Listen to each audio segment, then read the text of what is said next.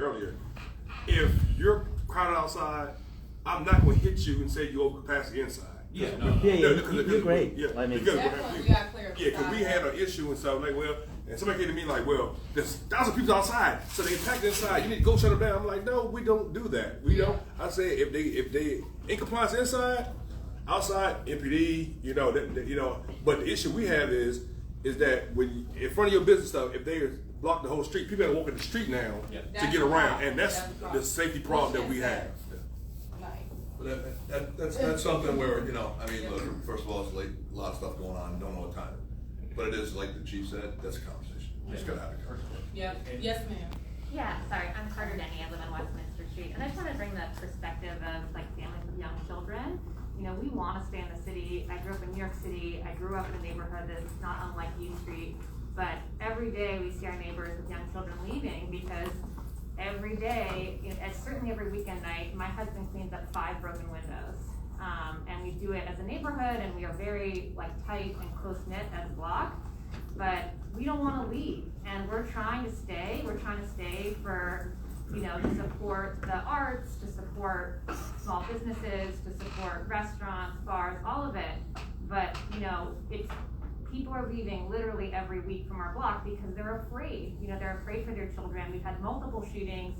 I don't like waking up in the middle of the night and calling 911 and be like, oh, there's another shooting.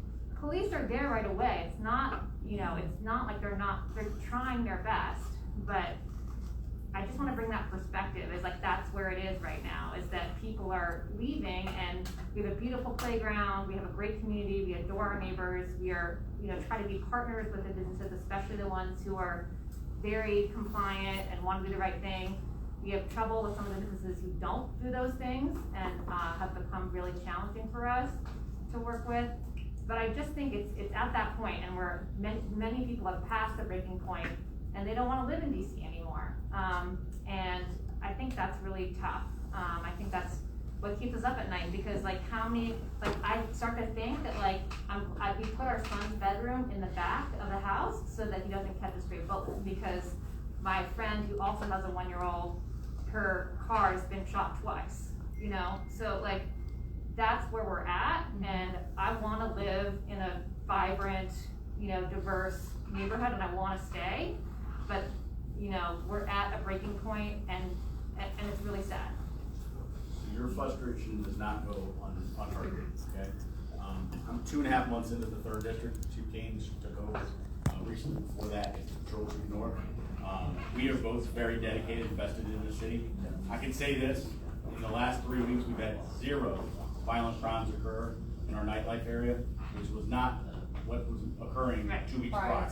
Yeah, okay? and we appreciate it. And although you're absolutely right, breaking in the windows, theft from autos is probably one of the most, hated crimes for community members, because it's just so repetitive and just so denigrating to your personal property that it's the violent crime first for us that is the most important to preserve life and then property, right? Doesn't mean we're not doing something, because we are.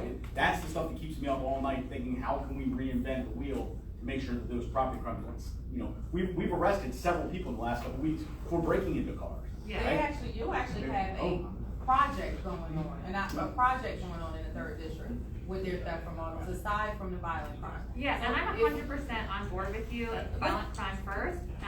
Let me say this though. What you just said is the exact reason that we are in this job, right? Where you say, I want my child to, I said it before, and I've said it so many times. I live in Washington, D.C. I have a 7-year-old son that I'm raising.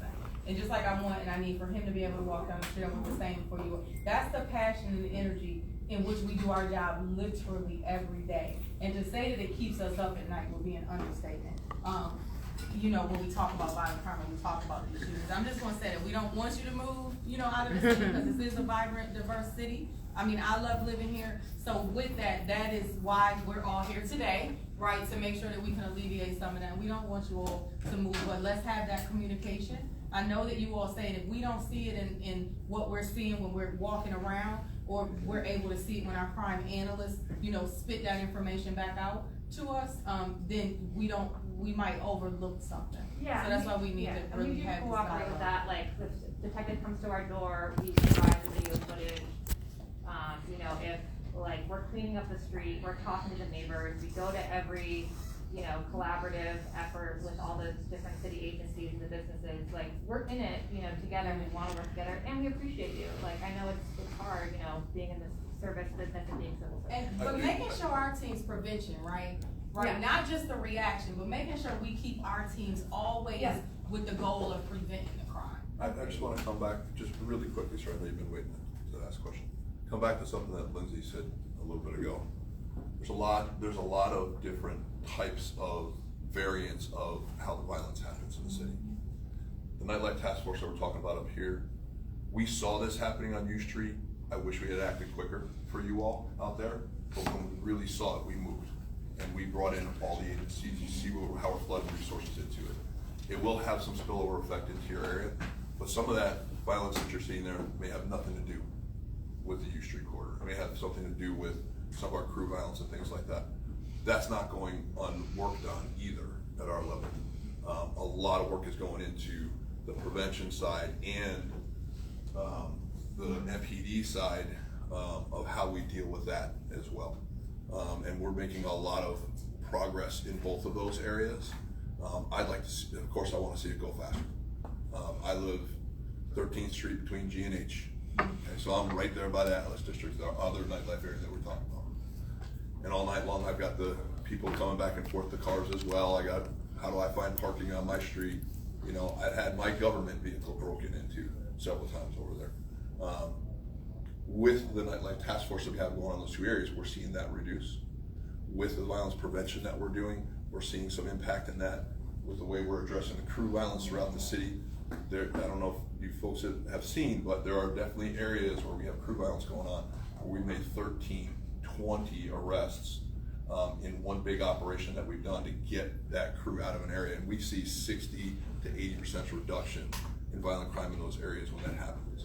So a lot of it's being worked on. I'd love to say we're further than we are, but we're, you know, across the board, we're looking at all these areas of that. Sir. Yeah, I'd like, Mr. Deputy Mayor, I'm sorry, I forget your name, Chris. Donovan? Chris. Chris, my name's Frank, I have a neighbor to, Carter. Carter, Yeah. thank you. And only for the last 3 years have I seen broken windows in my neighborhood. However, it's become, I was trying to think of the politically correct way to say this. I don't want to say it looks like Vietnam in my neighborhood. I don't know what to equate it to. I don't, you know, but it's unacceptable. I mean, these businesses that you guys are looking out for, especially the Office of the Nightlife, also, I'd like your attention on this. I want a 311 application. I want a 311 where when a car window's broken, the city's put on notice. I can call that in and get it cleaned up. I had eight break-ins, 4 in front of my house in the 1800 block of 9th Street 2 weeks ago, and 4 on the other side of 1800 block of 9th Street. 8 cars in one night. It's not my job to clean up after the businesses that are bringing these people in. Whatever, it's a city responsibility, and I think I need a 311, and I bet you all my neighbors would like it too, that I can get that cleaned up, because is it my duty? And it looks like a third world country. I'm not supposed to use that term, sorry. It looks like a war zone. So, I mean, there's a couple things that the city does do. I mean, we sweep streets. You know, every street's got, you know, right side, left side. We're not documenting. We're not documenting how much is going on. I agree with that. And I think, So yeah. the chief talked about that earlier, where we're trying to link the 311 system into our crime reporting like that, where there are ones that we just want to report that we don't actually need an officer to show up. Yeah. So I think that's being worked. Again, you know, we're as the mayor said, we're throwing everything at this that we can, everything that we have. I want to make sure I heard you right. You 311 to get it cleaned up is what you're asking. Well, it also is, it's a statistic provided that there's another crime going on. It might not go to the police because they had a gun in their car. Okay, I got it. Okay, I hear you. I want to make sure that we're being respectful, so like people can This is gonna stay. be the last. Yeah, so we need to, like I said, conversation opener, because I know some people won't feel comfortable leaving, like when we're still going, so I just want to say that. Yeah, I'm just People trying to at least go. get the folks that haven't asked the question or spoken. Yeah. Mine is real quick. Tiffany Lancaster's Mayor's Office of African Affairs, invited by Director Solana, who's doing a wonderful job. I thank you all for what you're doing collaboratively. I'm just kind of here to observe and just offer things, you know, as a former ANC Commissioner, Ward 8, one of the worst areas, Galveston Place, where I've had to deal with a lot of crime, drug dealers, all types of things, like you said, break-ins and things like that. What I noticed is that there's a lot of frustration in this room. This is coming together slowly but surely, but it's still going to take time. Everything is not going to be boom, boom, answer right away, but at least something is happening where you can get everybody that you need in one place at one time. And as a commissioner, we weren't able to do that. It was hard enough to get the mayor out. It was hard enough to get DPW out. It was hard enough to get, now you have, an opportunity to not only play a part in your change or play a part in, the healing of your area or your district or your business. You get these numbers, get everybody's card. Now you can get the chief. You can get everybody that you need that you can call on site. Utilize this time. Make sure before y'all go, get the cards and things like that. Get the direct contacts. Also, to answer to you as far as 311 and just everybody, to be honest with you, any commissioner that knows over these years, the best way to reach 311 is on Twitter. Go on Twitter. You see it, they'll shoot you right back, because it's a public, they're being watched in a sense. You get what I'm saying? So they're going to look like, hey, and they're going to work on that, and they'll get back Can I with just you. step in? So as OUC is one of our agencies, totally appreciate that, but we want people to actually, if you have issues, we have mokers. We have, please do not use Twitter. Like, I understand that Twitter is a way, but it's also a way to, we're publicly accountable, that's fine. But I'll give you my card. I get all sorts of calls, and I'm happy for anybody to contact me as the chief of staff, and we'll direct things properly. Because, we're government agencies. We have a responsibility. We do these jobs to respond to people. So if you're not getting a response, then, contact me, Solana, a Moke, or anybody. I just don't want people to think that Twitter is the way in which you have to. No, it's not. It's not. It's just difficult. They don't. I they don't really reach back on the to government side. I want us to we have to get our house in order. But if so they can get with you, like you said, on Yeah. one of the, But the last thing I was going to say, not to interrupt you, the last thing that I was going to say was also, you all used to have the tip line. We still do. Now with the tip line, it used to be that they would come right out. But now the it's tip line just is not a dispatch. The tip Right. line is to send in tips.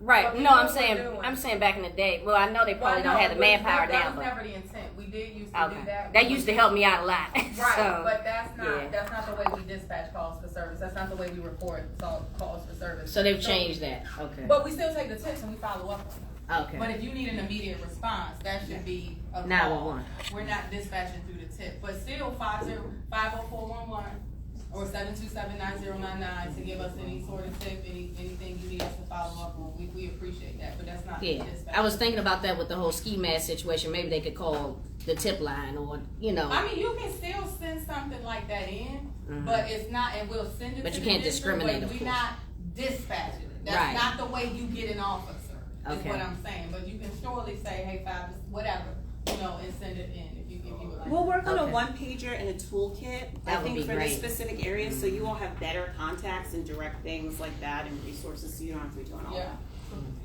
that. So just to piggyback on the barring comment, this past Saturday night around 1:30 a.m., my security guard was assaulted and had a protective. That person ran off. So we had didn't scan the ID, had no identification of how to bar that person. And if we called, it would have taken 5 minutes for an officer to get around the block and that person's done, unless they're hanging out. So that's where the kind of issue that they're happening so quickly that we're not able to bar anybody. And my number one rule with my employees is that I don't take anybody's shit. If you're giving us stuff, they're out. No problem. Not out in our minds. And then back in 2016, there was always a squad car on 9.5 Street. That squad car is there Tuesday, Wednesday, Thursday during the week. Come Friday, Saturday, Sunday, they are not there. Okay. But if they were, that person could have been barred. Because I would have walked over and been like, this person just assaulted this person. Here we are. I believe it was the LGBTQ liaison officers that always sat there. And it was just very helpful. So we used them a lot back in pre-pandemic from 2016 when the Dirty Youth. That would be nice to see again. Recently, only a year ago, a little year and some change, there was an incident at LGBTQ bar that was a major incident where we had shutting down the block. to protect the protesters. Yeah. I know there was comments made of like, that's how the middle of the street starts to become a party.